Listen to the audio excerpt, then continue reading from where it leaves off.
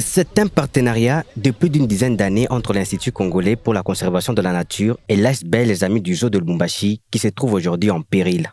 À la base, une éventuelle arrivée plus ou moins contestée par l'ASLU d'un couple de lions au zoo de Lubumbashi en provenance d'un parc animalier situé à Kinshasa.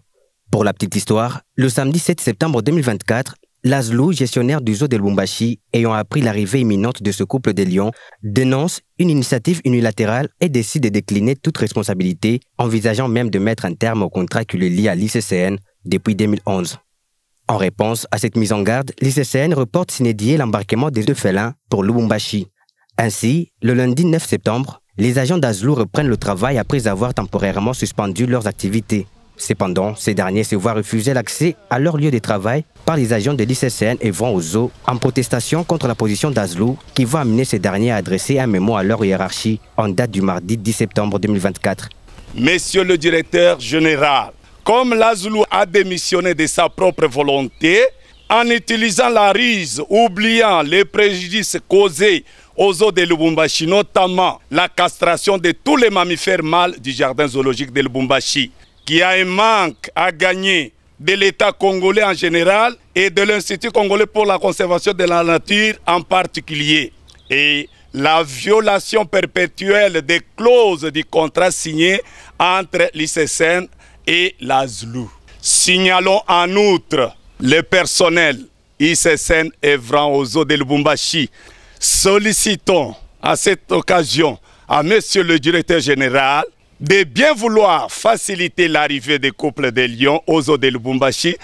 Exigeons aussi que la dame puisse faciliter maintenant l'arrivée de ces couples de lions aux zoo de Lubumbashi. De son côté, M. Jean Moulouloua, directeur du zoo de Lubumbashi, souligne que l'opposition d'ASLU viole certaines clauses du contrat qui lient l'ICCN et son partenaire, notamment au regard de l'article 2. La gestion qu'on a cédée à l'ASLU, ça implique quoi?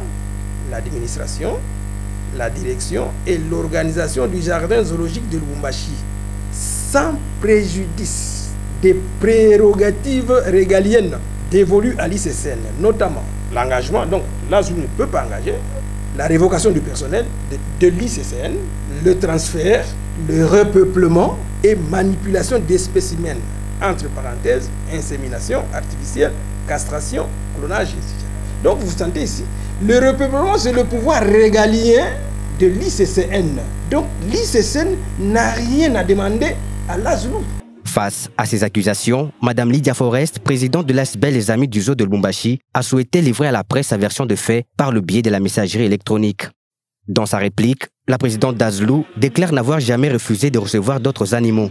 Mais elle insiste tout de même que cela doit se faire en fonction des capacités d'accueil du zoo, de la sécurité des soigneurs, des employés du zoo et des milliers de visiteurs mensuels ainsi que des moyens financiers disponibles.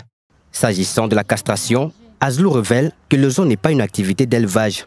Par ailleurs, c'est beaucoup plus à cause des différents motifs relatifs aux contraintes de gestion que tous les animaux avaient été castrés à l'époque, en parfaite collaboration avec les autorités de Kinshasa, dont la direction générale de l'ICCN.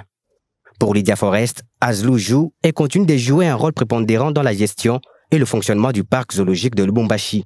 En outre, ASLU envisage de prolonger son contrat qui arrivera à son échéance en février 2026, à condition que ses relations avec l'ICCN se déroulent dans le respect et la considération mutuelle avec une collaboration franche et harmonieuse a-t-elle conclu.